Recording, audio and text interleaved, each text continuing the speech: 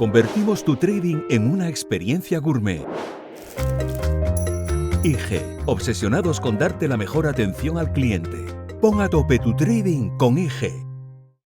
Muy buenos días, es domingo, nos espera una semana absolutamente trepidante, sobre todo en la parte final de la semana, el jueves con el Banco Central Europeo, justo en medio de la rueda de prensa de Christine Lagarde, el dato de Producto Interior Bruto de Estados Unidos, que estará en el entorno del 2%, un poquito por encima va a estar el dato trimestral, tendremos datos de IPC y de Producto Interior Bruto a los dos lados del Atlántico. Vamos a ver si también se conocen los datos de Producto Interior Bruto de China, una vez que se ha terminado ya el Congreso y tiene ya Xi Jinping a todos sus acólitos alrededor, esa cúpula del Politburó propia del siglo XX, más que del XXI, y donde esa figura refleja ya 7 personas que van a liderar. Además es muy gracioso, porque ha nombrado al sucesor de Li Keqiang, dicen que quitándole el qué, es Li Qiang, el sucesor de Li Keqiang. Pero bueno, bromas aparte, en este domingo en el que Rusia ya tiene, en el que China ya tiene el Politburó perfectamente montado para el siguiente quinquenio y donde ha hecho ya la purga necesaria en el conjunto de ese órgano de poder del Partido Comunista que van a acompañar a Xi Jinping a su tercer mandato. Es clave mirar este inicio de semana, primero, si se van a conocer los datos de China alineados con los datos del resto de países de los dos lados del Atlántico. Vamos a ver el dato de inflación que mira la Fed, ese dato deflactado del consumo que sin duda va a ser fundamental. Ya comentábamos ayer varias partes de la importancia de esto, porque hoy vamos a entrar en domingo en un tema que parece más importante, el petróleo. Y el petróleo relacionado sobre todo con el dólar. Y empezando por esa parte del dólar, lo primero que habría que mirar en este domingo es ver qué está sucediendo en el entorno de un dólar fuerte, un petróleo que va relajándose y unos países de Occidente que no notan excesivamente la bajada. Fíjense que desde máximos el precio del petróleo llegó al entorno de los 130, más de 128 dólares, y a partir de ahí la caída ha sido del 30%. El 30% para situarse en el entorno de los 90 euros, caminar en ese entorno 90-100, dependiendo de la OPEP, dependiendo de Biden, 67-73. Bueno, vamos a ver de qué manera profundiza en los próximos meses, pero en estos meses desde máximos ese 30% no se ha visto claramente como una relajación en la inflación del conjunto de Occidente, sobre todo de aquellos países que tienen que comprar en dólares, que tienen que cambiar a moneda norteamericana para hacer la compra del petróleo. ¿Qué es lo que ha sucedido con el dólar desde entonces? Desde máximos, desde el mismo día que tocó máximos y cayó hasta hoy un 30%. El dólar ha subido un 15%, pero el dólar ha creado una situación todavía peor. No solo es la subida del 15% del dólar desde pico del petróleo, sino la escasez en los distintos países que tienen que pagar en dólares y que por tanto ven como cada vez más se están quedando en una situación de escasez monetaria precisamente para proteger también sus monedas. ¿Dónde afecta más del 90% la dependencia energética del petróleo para traerlo desde fuera y meterlo en refinerías? Pues miren, casualmente hay 5 países que están entre los principales países que tienen esa dependencia mayor del 90%. Les van a sonar Alemania, primera economía europea; Francia, segunda economía europea; Italia, tercera economía europea; España, cuarta economía europea; Holanda, quinta economía europea. Los 5 principales países europeos tienen una dependencia mayor del 90% para traer el petróleo de fuera y mandarlo a refinerías. ¿Qué tienen que hacer estos países? Tener dólares.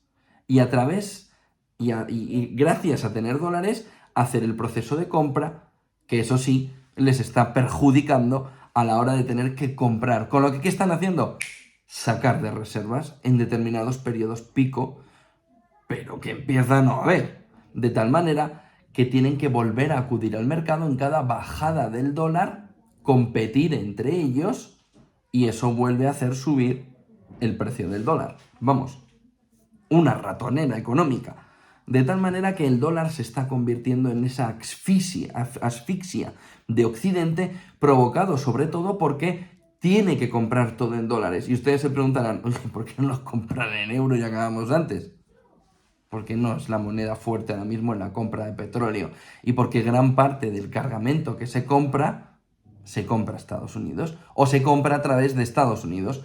De tal manera que uno de los factores ahora mismo fundamentales para entender cómo la inflación puede ir modulándose está en ver de qué manera se pudiera intervenir el dólar para intentar relajar las monedas, para intentar reducir el precio del dólar. ¿Cuánto?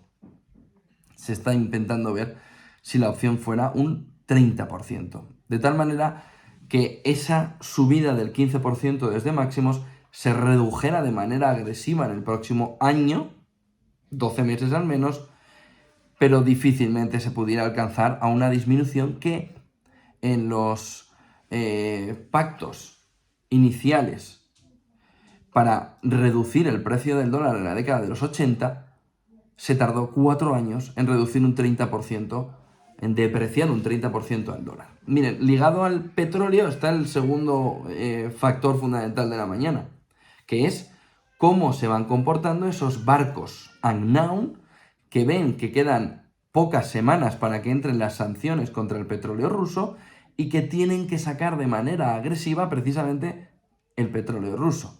Y ahora les venimos contando en Negocios Televisión cómo desde mayo prácticamente esos barcos que apagan y que entregan el petróleo se estaban convirtiendo en un factor fundamental para la salida del petróleo ruso.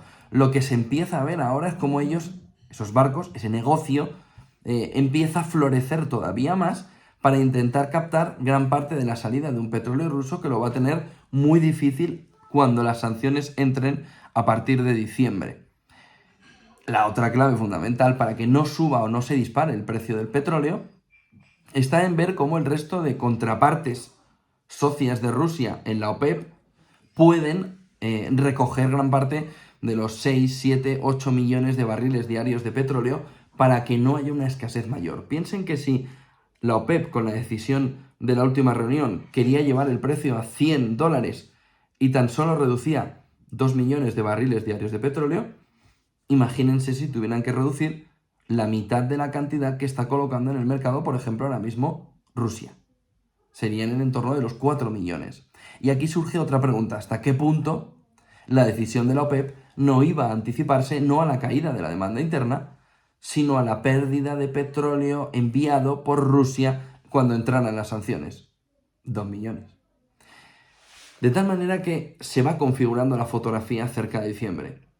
Si Estados Unidos quiere que la inflación empiece a contenerse y que la demanda externa a Estados Unidos empiece a remontar, no tiene otra opción que llegar a un pacto de intervención en la moneda o soltar lastre a la moneda para que ésta pueda depreciarse un poco y dé vida a las distintas economías y a los pares de moneda, sobre todo al euro, de cara a Europa. Pero no solo eso.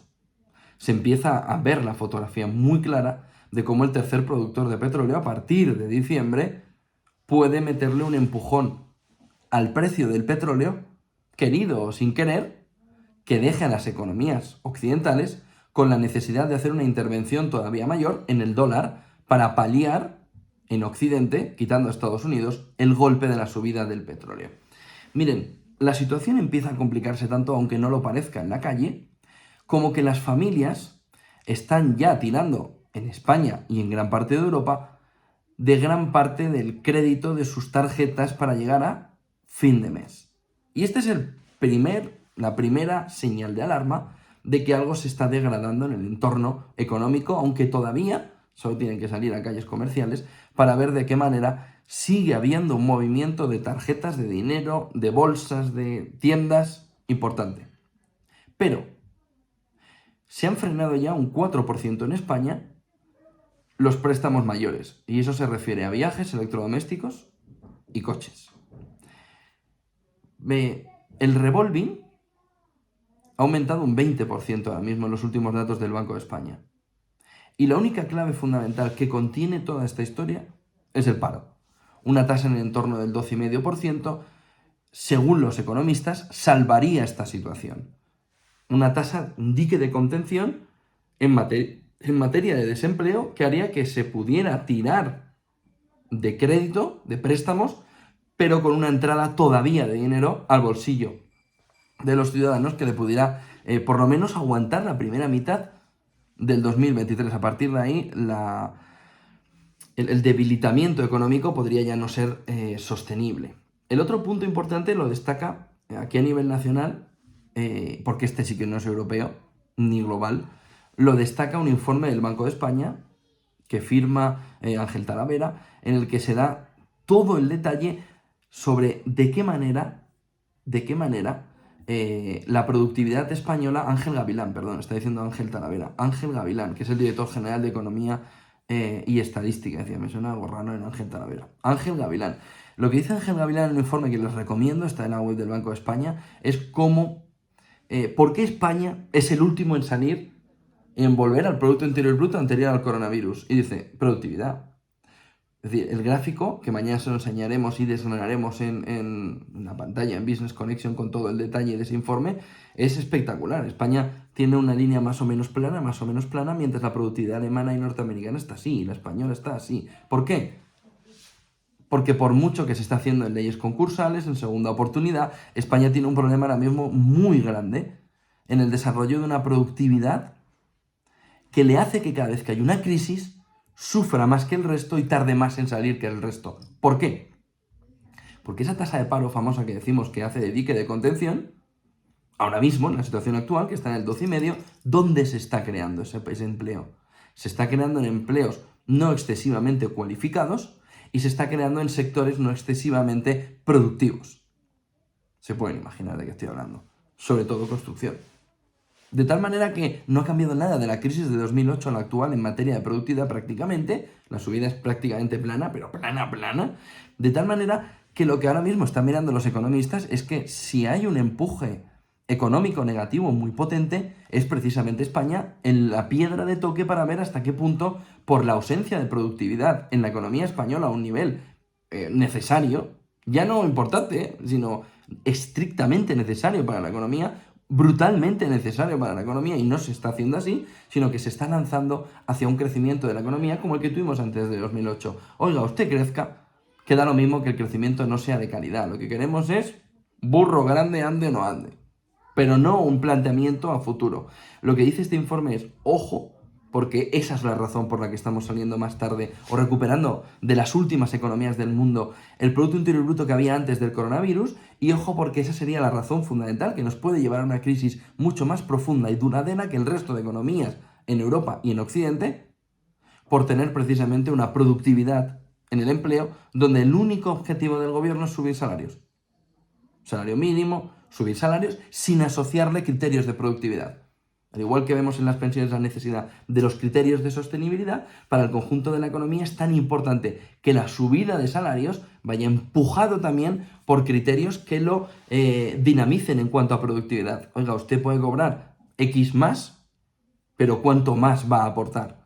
Y el sentimiento en la economía española es que yo ya merecía ganar eso. Y este es un problema que no sucede en ningún sitio de Europa. Y es un motivo de reflexión de los políticos y de los ciudadanos españoles que debemos hacer sobre que cada subida de sueldo, incluso del salario mínimo interprofesional, viene repercutido porque ya te lo merecías, no porque hayas subido la productividad o porque vaya a subir la productividad de tu trabajo. De tal manera que cuando el empresario paga más, dice, oiga, pero te da lo mismo que antes.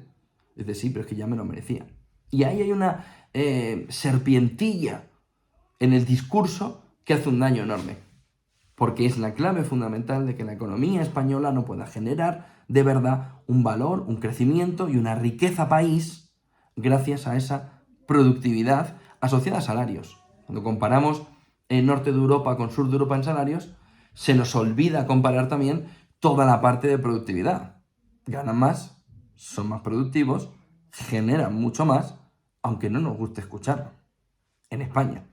Solo 2 puntos para terminar. Bueno, un punto, porque ya hemos contado lo de China. El de Sunak frente a Boris Johnson. Hay conversaciones entre ambos ayer por la tarde y parece que va a haber durante todo el día para ver si puede haber una pauta común de acuerdo, de llegar a un mínimo acuerdo entre ambos.